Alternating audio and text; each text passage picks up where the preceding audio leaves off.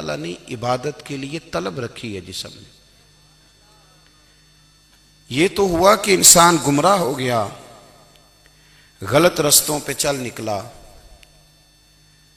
اس نے جھوٹے معبودوں کی طرف معاذ اللہ توجہ کر لی، لیکن وہ کسی نہ کسی کے سامنے جھکتا رہا، چونکہ اس کے وجود میں طلب تھی، شوق تھا اسے کہ وہ عبادت کرے. اللہ تبارک و تعالی جب مسلمان کو توفیق دے اور اللہ کی بارگاہ کی جانب وہ رجوع کرے تو پھر اس کا رویہ یہ ہونا چاہیے کہ اس کی توجہ ہو اللہ کی جانب. ہمارے ہاں تسبیحات پڑھ لی جاتی ہیں اگر کبھی موقع ملے، لیکن وہ خاص انہماک، وہ خاص شوق، وہ خاص ذوق اللہ تبارک و تعالیٰ کی عبادت کا. ایک ہوتا ہے نماز پڑھنا، ایک ہوتا ہے اہتمام کے ساتھ نماز پڑھنا، یعنی ذرا وقت پہ اٹھنا، ذرا صحیح کر کے وضو کرنا، ذرا شوق سے مصلی بچھانا. ایک ہوتا ہے تسبیح پڑھ لینا، اور ایک ہوتا ہے ذرا تھوڑا سا نا شوق کے ساتھ اللہ کو یاد کرنا. آپ کبھی جو میں نے آیہ کریمہ پڑھی اس کی آپ شان نزول دیکھیں. نبی کریم صلی اللہ تعالی علیہ وسلم کے نا کچھ صحابہ اللہ کی محبت کے شوق میں حضور کی بارگاہ میں حاضر ہوئے، اور انہوں نے آ کے عرض پتہ کیا کیا؟ عرض کرنے لگے یا رسول اللہ صلی اللہ تعالی علیہ وسلم سالوں بیت گئے ہیں سجدے کرتے ہوئے، حضور سالوں بیت گئے ہیں تسبیح پڑھتے ہوئے، سالوں بیت گئے کہتے ہوئے کہ سبحان اللہ وہ پاک ہے، ہمیں سالوں بیت گئے یہ کہتے ہوئے کہ اللہ اکبر وہی سب سے بڑا ہے، سالوں بیت گئے کہتے ہوئے کہ الحمدللہ ساری تعریفیں اللہ کے لیے، سالوں بیت گئے اس کی تسبیح کرتے، تحلیل کرتے، تکبیر کہتے. حضور اب نہ ہمارا اپنے رب سے ملنے کو جی چاہتا ہے. کبھی اے حقیقت منتظر نظر آنا لباس مجاز میں، لاکھوں سجدے تڑپ رہے ہیں میری جبین نیاز میں. اور اقبال کہنے لگے کہ تیرے عشق کی انتہا چاہتا ہوں، تو میری سادگی دیکھ کیا چاہتا ہوں، میرا ذرا سا تو دل ہے مگر شوق اتنا، میں وہی لن ترانی سنا چاہتا ہوں. میرا بھی دل کرتا ہے کہ اللہ میں تجھے کہوں میں تجھے دیکھنا چاہتا ہوں جس طرح حضرت موسیٰ کلیم علیہ السلام نے کہا تھا، اور تو مجھے کہے کہ لن ترانی تو نہیں دیکھ سکتا، ذرا سا تو دل ہے مگر شوق اتنا، میں بھی وہی لن ترانی سنا چاہتا ہوں. پھر کہنے لگے بھری بزم میں راز کی بات کہہ دی، بڑا بے ادب ہوں سزا چاہتا ہوں. دیکھو سب لوگوں کے بیچ ہی میں نے یہ کہہ دیا. میرے عزیز صحابہ نا شوق میں، کتنے سارے لوگ ہیں آپ، کتنی ماشاءاللہ بڑی تعداد میں آپ آئیں. ہم بھی کبھی اس شوق میں گئے ہیں کہ ہمارے رب کو دیکھنے کو دل چاہتا ہے، ہمارا جی چاہے وہ کبھی ہمیں ملے، ہم کبھی اس کی زیارت کریں، اس کی بارگاہ کرم میں ہم حاضر ہوں. صحابہ نے عرض کیا یا رسول اللہ صلی اللہ تعالی وسلم ہمارا رب کہاں ہے؟ ہمارا نا اپنے رب کو دیکھنے کو جی چاہتا ہے. جب صحابہ نے یہ عرض کیا تو اللہ نے قرآن مجید نازل کیا، فرمایا وَإِذَا سَأَلَكَ عِبَادِي أَنِّي فَإِنِّي قَرِيبٌ. محبوب جب میرے بندے آپ کی بارگاہ میں آ کے میرے بارے میں پوچھیں نا تو ان سے کہہ دینا میں ان کے قریب ہی ہوں،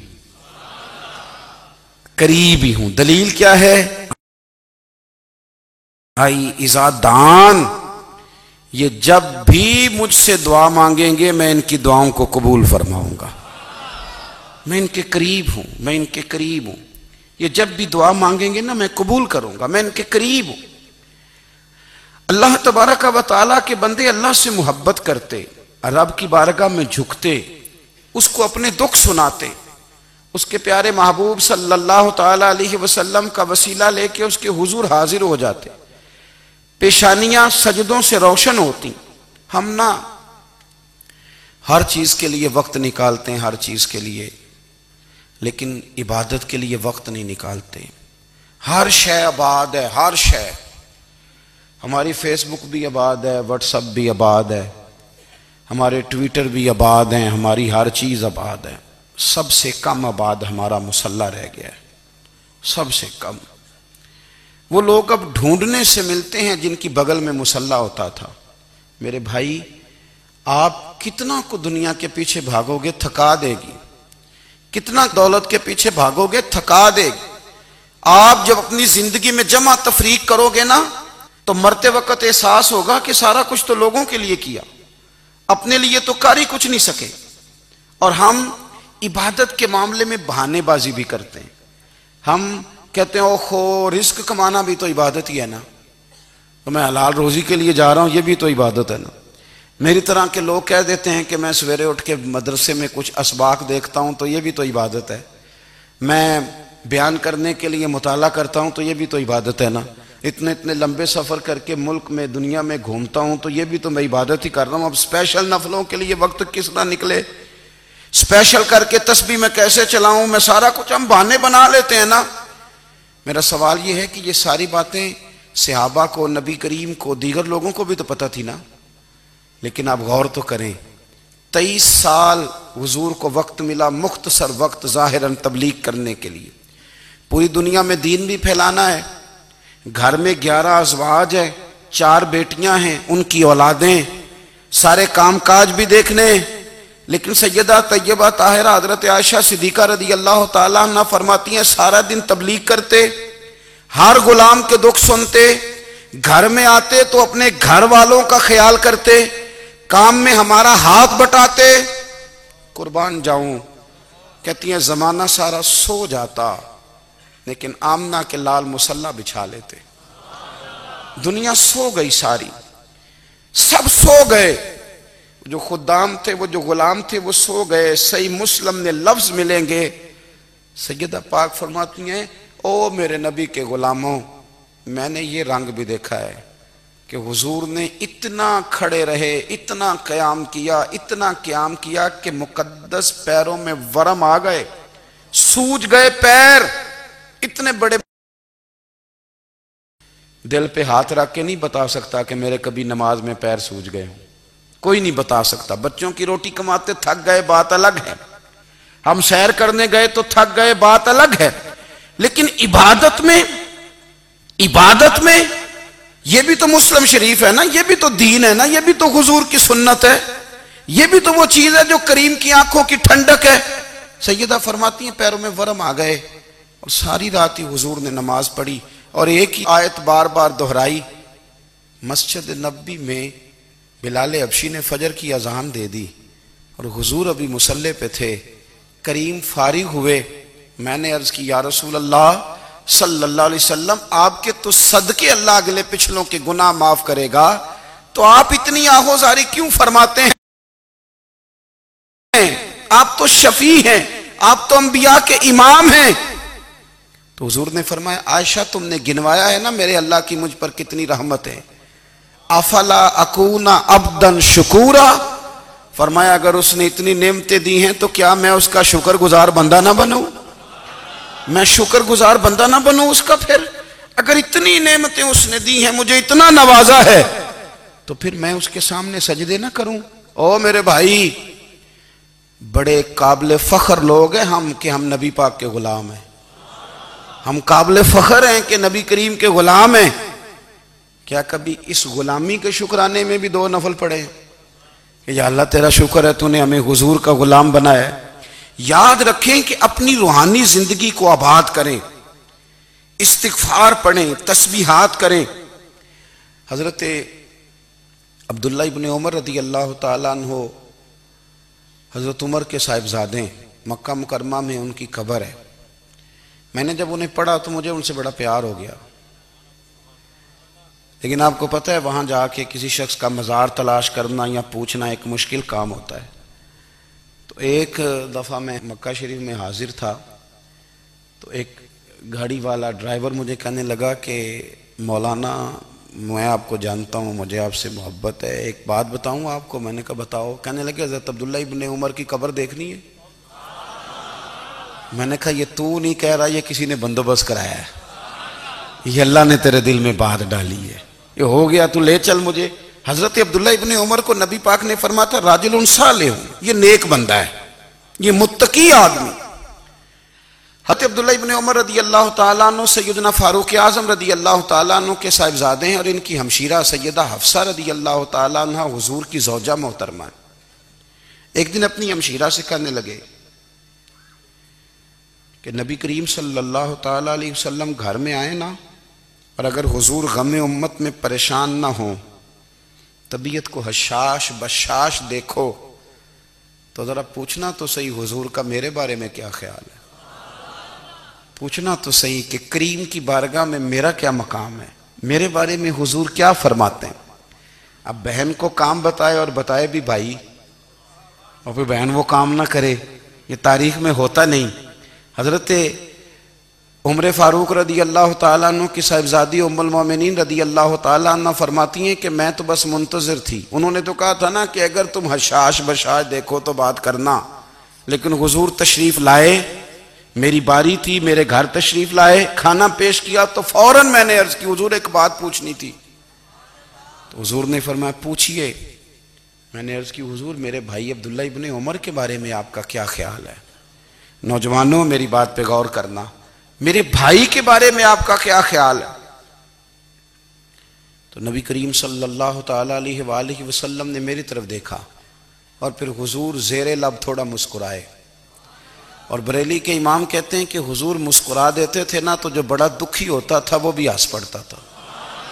اب سوال پیدا ہوتا تھا کہ پھر تو اس مسکراہٹ کے لیے انتظار کرنا پڑتا ہوگا کئی مہینے کہ حضور مسکرائیں تو رونے والے ہنسیں. تو اعلیٰ حضرت فرماتے نہیں، انتظار نہیں کرنا پڑتا، یہ مسکراتے رہنا تو حضور کی عادت ہے.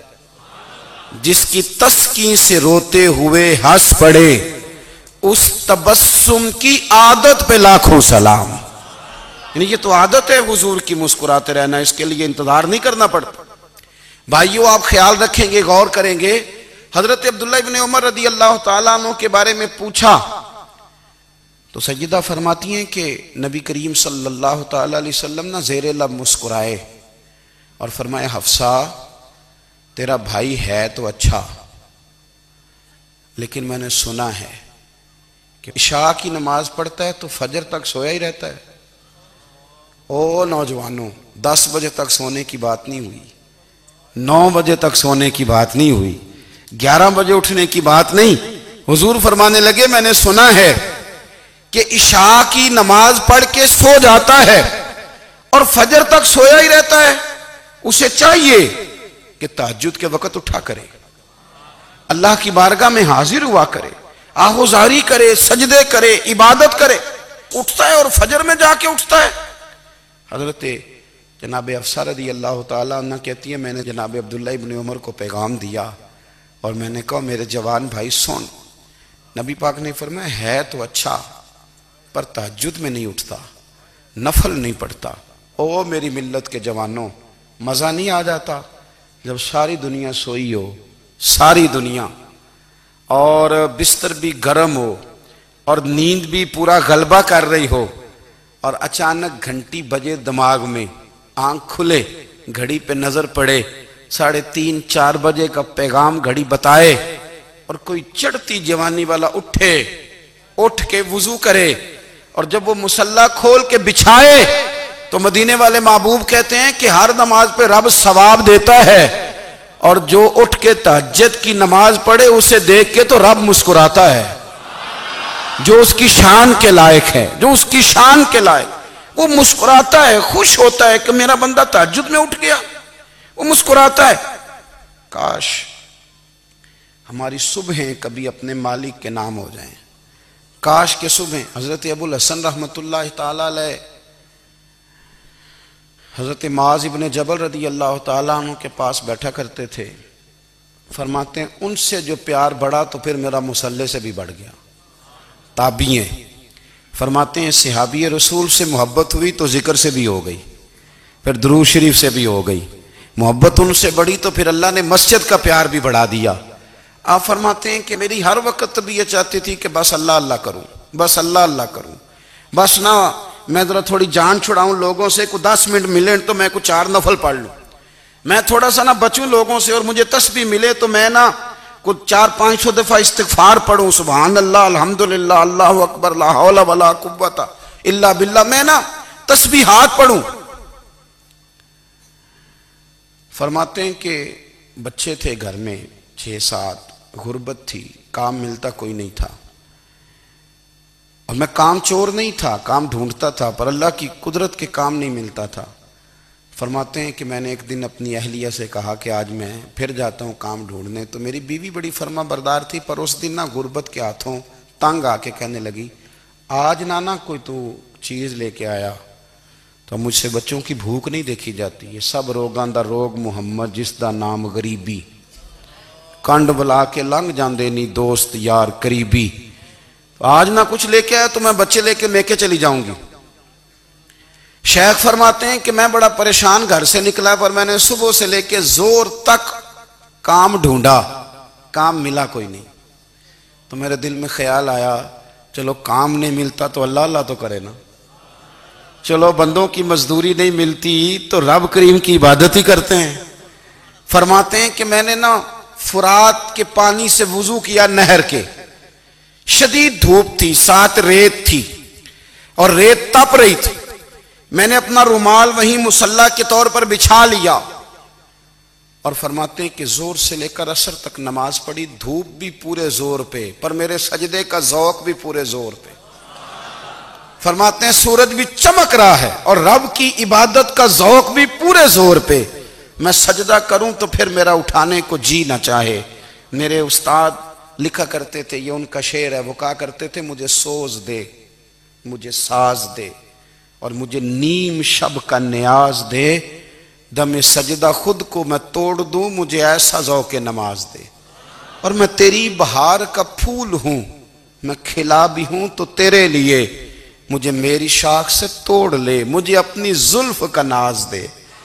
بھائی فرماتے ہیں کہ عصر تک میں نے نفل پڑھے, دل ڈھلنے لگا, عصر کی نماز پڑھی اور میں وہاں سے چلا.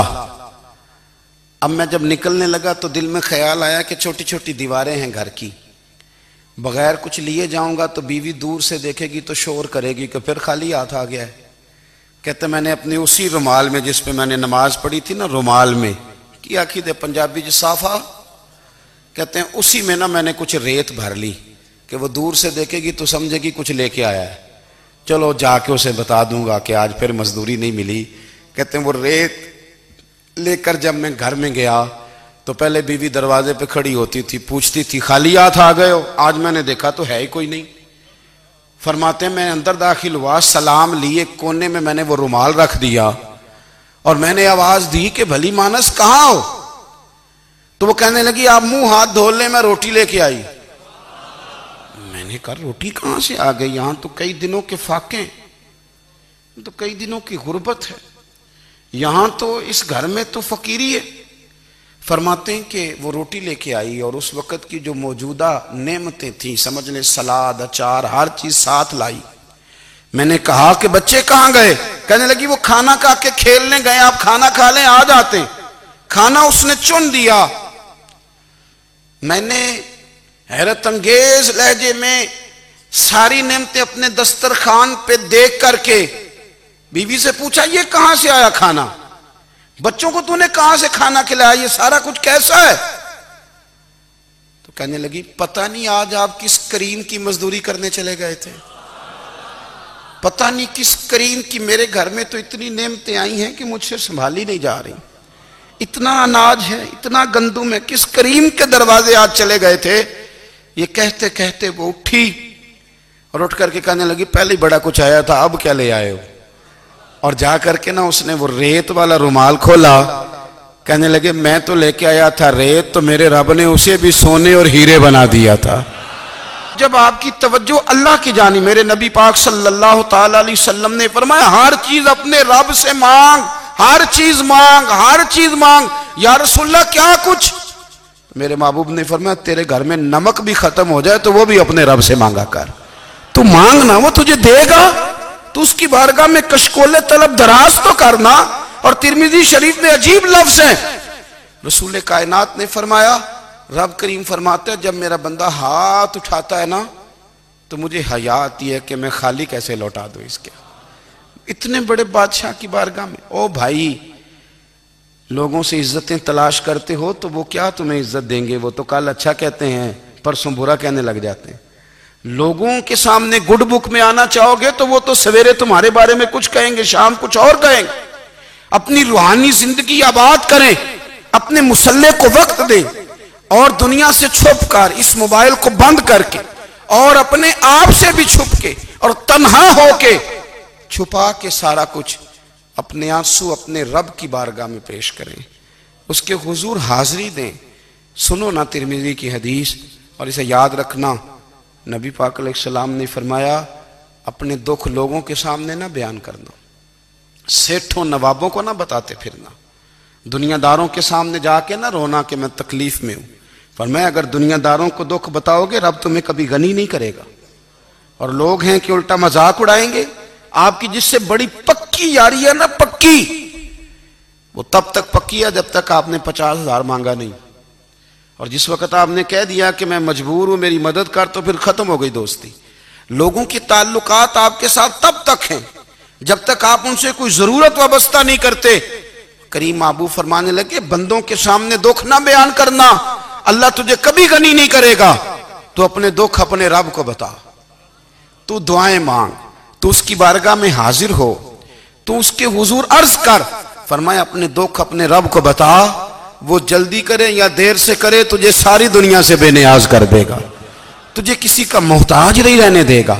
اپنے مسلح کو، اپنی دعاؤں، ایک بزرگ فرماتے ہیں میں نے دعا مانگنے کا طریقہ اپنی بیوی سے سیکھا، دعا مانگنے کا طریقہ اپنی، سیکھنے والے تو اپنے بچوں سے بھی سیکھ لیتے ہیں، سیکھنے والے تو ہر ایک سے سیکھتے ہیں۔ وہ کہتے ہیں میں نے دعا مانگنے کا سلیقہ اپنی بیوی سے سیکھا ہے۔ حضرت وہ کس طرح؟ فرمانے لگے میری بیوی نے نا مجھے کوئی کام بتایا، کچھ پیسوں کی ضرورت کے لیے کہا، تو میں نے اسے کہا کہ بھئی ابھی میرے پاس نہیں ہے، کچھ دنوں میں آتے ہیں تو میں دے دوں گا۔ عورتوں کی عادت ہوتی ہے وہ بار بار یاد کراتی ہیں، 2-4 دنوں کے بعد پھر اس نے کہا حضرت وہ میں نے کہا تھا کچھ پیسے، میں نے اسے کہا کہ ابھی میرے پاس نہیں ہے، کچھ دنوں میں ملتے ہیں تو میں تمہیں دے دوں گا۔ اس نے کچھ دنوں کے بعد پھر کہا حضور وہ میں نے کچھ پیسے کہے تھے۔ فرماتے میں نے ڈانٹ دیا، میں نے کہا کہ کیا تو روز مجھے شرمندہ کرتی ہے، کہا نا میرے پاس نہیں ہے، ہوں گے تو دے دوں گا، تو روز یاد کراتی ہے۔ فرماتے ہیں اس نے پہلے تو میری ڈانٹ کو سہا، پھر میرے سخت جملوں نے اس کی آنکھوں میں آنسو پیدا کر دیے، پھر اس نے اپنے آنچل میں اپنے اس دکھ کو سمیٹا، اور پھر اس نے ایک جملہ کہا تو میں رو پڑا، اور مجھے اپنے رب سے مانگنے کا طریقہ آ گیا۔ مجھے کہنے لگی حضرت جی آپ نے ڈانٹ دیا میں نے سہ لیا، پر آپ ہی میرے شوہر ہیں، بتائیں نا آپ سے نہ کہوں تو میں کس سے جا کے کہوں۔ فرماتے ہیں میں رو پڑا، اور میں کھل کے رویا، اور میں تڑپ کے رویا، اور پھر میری سسکیاں بند گئیں۔ تو مجھے کہنے لگی آپ کو کیا ہوا؟ میں نے کہا مجھے بھی دعا مانگنی آ گئی ہے، جب میں اسے کہوں گا نا اللہ تو ہی میرا رب ہے، میں تجھ سے نہ کہوں تو میں کس سے جا کے کہوں؟ میں کیوں کسی بندے سے سوال کروں؟ میں کیوں کسی دنیا دار سے کہوں؟ میں تیرے بندوں کا، نیک بندوں کا وسیلہ لے کے، تیرے محبوب کی غلامی لے کے تیری بارگاہ میں آیا، تجھ سے نہ مانگوں تو کس سے مانگوں؟ سمجھ آ گئی ہے جب میں اس رنگ میں مانگوں گا تو پھر رب میرے اوپر بڑا ہی فضل فرمائے گا، وہ میرے اوپر بڑی رحمت کرے گا، وہ میرے لیے آسانیاں کرے۔ عزیز دوستو ہم اس طرح کرنے لگ گئے ہیں کہ ہم نے نا اپنے تعلقات پر اعتماد کرنا شروع کر دیا ہے۔ میرے تعلقات بہت ہیں، ہم نے اپنی دولت پر اعتماد کرنا شروع کر دیا ہے، میرے پاس دولت بہت ہے۔